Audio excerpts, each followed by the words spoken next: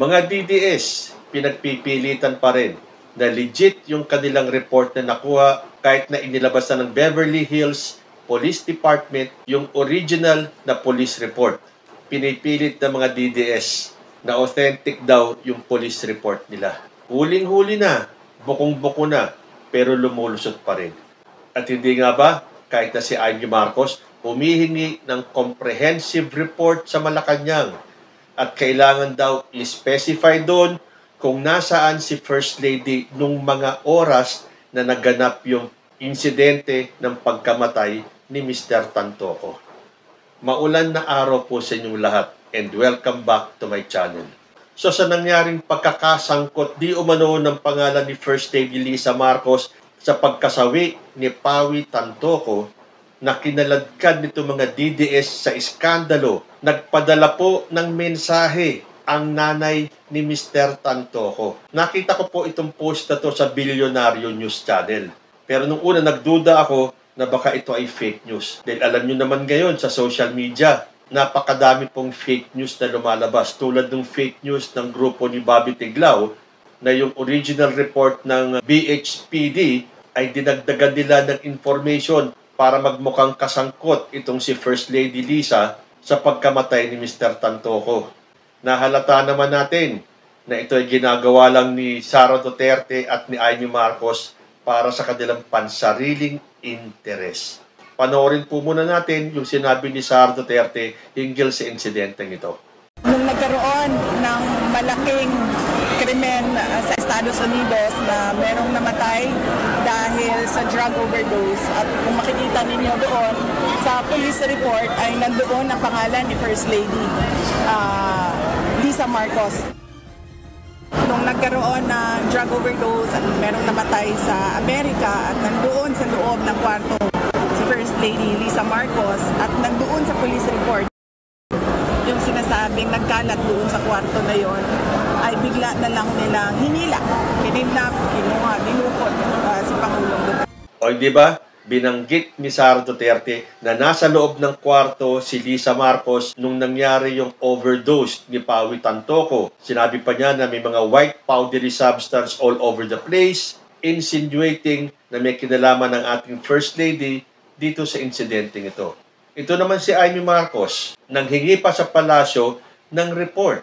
Sabi dito sa balita, Amy Marcos seeks palace report on Rustan Heir's death, alleged First Lady link.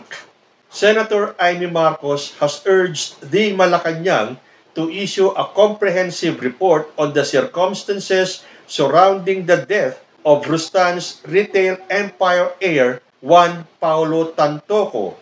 In a statement on Tuesday, July 15, 2025, Marcos, elder sister of President Ferdinand Marcos Jr., said the Malacanang should also explain the alleged direct or indirect involvement of First Lady Lisa Araneta Marcos or other Philippine government officials in the incident. Sabi ni Amy Marcos, in recent days, reports have circulated online and in various public fora that the untimely death of Mr. Paulo Tantoco on March 8, 2025 in Los Angeles was caused by cause effects.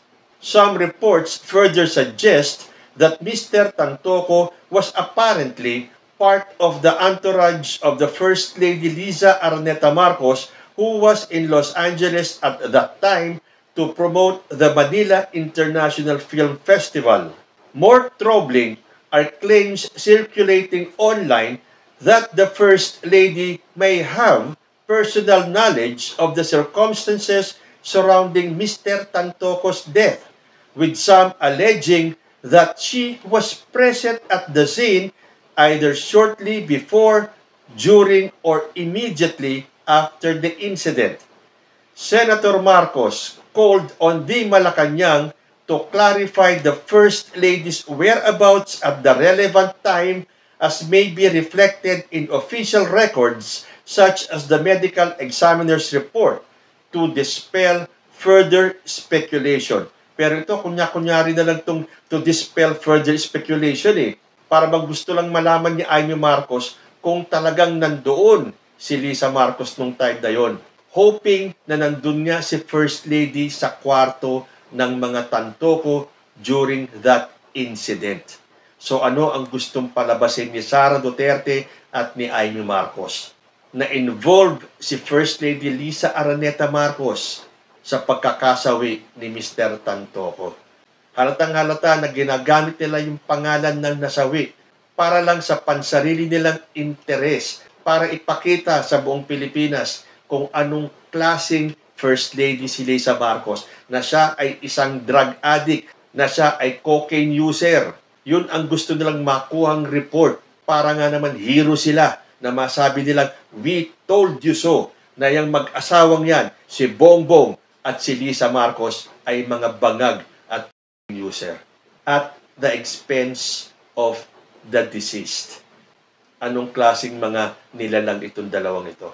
So malamang hindi na nakatiis ang nanay ng nasawi at nagpadala ng message sa bilyonaryo. Nung nabasa ko to, medyo alinlangan ako dahil ayokong masabi na nagpapakalat ako ng fake news. So, hinanap ko muna, ginugal ko muna kung totoo ba itong sulat na to. At nakita ko nga na ito ay galing sa isang RJ Angeles. RN. So, malamang siya ay isang registered nurse. At doon pinaliwanag niya yung side niya. Dahil parang pinagbibintangan sila na pinagtatakpan si First Lady.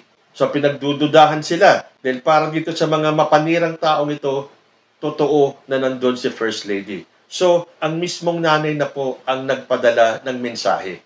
At mukhang legit naman itong pinadalang message ni Nena Tantoko. Basahin ko po ng buod yung kanyang mensahe. Good evening, Bilyonaryo and Miss Amy. Nagtataka nga ako bakit hindi sinama ni Mrs. Tantoko ang pangalan ni Sara Duterte? Dahil isa si Sara Duterte na nagpakalat ng fake news na si Lisa Marcos ay kasangkot to the point na parang gusto nilang i-insinuate na galing kay First Lady yung ginamit na pinagbabawal na substance. Babasahin ko po yung message as is. Good evening, Bilyonaryo and Miss Amy.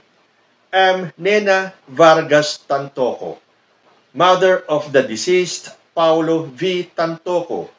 Our son died last March 9, Manila time, in LA, California, in the presence of his wife Dina, who is the social secretary of the First Lady, Miss Lisa Marcos. He died in the hotel room where he and his wife was staying. He joined his wife in the trip to be with her. The First Lady was not involved in any way with our son's death. The partial autopsy report is open for you to see. Nowhere did it say our son died of overdose. It had cocaine effect, accident, and heart disease. It's hard enough to lose a loved one, especially a son who, as far as we know, did a lot of good, loves the poor, always caring and loving to his parents and his wife and children, was kind and compassionate and hardworking. It saddens me to see the news that reports to malign also the name of my husband's family business called Rustans. It's so visible to make news that is exciting and juicy to read. To be a politicized move to create more conflict in the warring factions of our government leaders. It saddens me that our son Pawi is being used to aggravate this conflict. He did have cocaine in his body as the autopsy says, but it was not an overdose. The complete autopsy report will come and it will be publicly known. Yes, our son used cocaine and it did not come from the First Lady, nor was she involved. It is fortunate and that this happened to our son. We love him very much for all the goodness he has done. To magnify the story with half-truths is not who I am as person. I do accept that report. Nowhere did it say he died of overdose. It made me shed tears, not just for myself, but also for wife and his children. You are hurting so much. I pray that you will be enlightened and spread life-giving news instead of dividing. God bless us all. Peace, love, light. So, kung papansinin po natin, yung iba magdududa sa sulat na ito. Kung ito ang nanay ni Mr. Tantoco, bakit may mga grammatical errors? Ako, para sa akin, it does not matter. It doesn't have to be perfect. Ang importante, maipahayag ni Mrs. Tantoco ang kanyang tunay na nararamdaman na ginagamit ang kanyang anak for political reasons na mga gahaman natin mga opisyalis para sa pansarili nilang interes. Ito pong mensahe ay nilagyan ng Tagalog translation. Basahin ko po para maintindihan naman nating lahat. It goes like this. Magandang gabi, bilyonaryo at Miss Amy. Ako si Nena Vargas Tantoco, ina ng yumaong si Paulo V. Tantoco. Namatay ang aming anak noong Marso 9, oras sa Maynila, sa Los Angeles, California. Kasama ang kanyang asawang si Dina, na sekretarya ng lipunan ng unang ginang na si Miss Liza Marcos. Namatay siya sa hotel room kung saan sila ng asawa niya nakatira. Sumama siya sa asawa niya sa paglalakbay upang makasama siya. Hindi kasali ang unang ginang sa pagkamatay ng aming anak. Bukas ang partial autopsy report para makita ninyo. Wala namang sinasabi na namatay ang aming anak sa overdose. May epekto ng aksidente at sakit sa puso. Masakit na mawalan ng isang mahal sa buhay, lalo na ang isang anak na sa tingin namin ay marami ang nagawa para sa mabuti. Mahal ang mga mahihirap, laging nagmamalasakit at nagmamahal sa mga magulang, asawa at mga anak. Mabait, mapagmahal at masipag. Nalulungkot ako sa mga balitang naglalabas ng masama sa pangalan ng negosyo ng pamilya ng aking asawa na tinatawag na Rustans. Malinaw na ginagawa itong balita na exciting at juicy para basahin. Isang politikal na hakbang para lumikha ng higit pang alitan sa mga naglalaban ng grupo ng mga pinuno ng ating gobyerno. Nalulungkot ako na ang aming anak na si Pawi ay ginagamit upang palakasin ang alitan na ito. May sa kanyang katawan ayon sa autopsy, pero hindi overdose. Darating ang kompletong autopsy report at magiging pampubliko. Oo, gumamit ng ang aming anak, pero hindi galing sa unang ginang at hindi siya kasali. Hindi kanais-nais na nangyari ito sa aming anak. Mahal na mahal namin siya bilang tao. Tinatanggap ko ang ulat. Wala namang sinasabi na namatay siya sa overdose. So saan kaya nakuha ni Sara Duterte yung kanyang sinabi na yung nasawi ay namatay sa overdose ng... At nandoon pa daw si First Lady Liza Marcos sa kwarto nung nangyari yung insidente. At bakit gustong palakihin ni Amy Marcos yung issue? At gustong palabasin na si First Lady Liza Marcos ay kasangkot doon.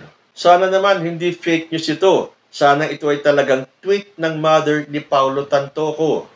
Dahil kung ito ay totoo, nakakahiya ka naman Sara Duterte at ikaw Amy Marcos na paghahalata kung ano ang inyong agenda, kung ano ang inyong pakay, kung bakit nyo pinalalaki itong pagkamatay ni Mr. Tantoco. Ginagamit nyo yung namatay para sa inyong pangsariling interes.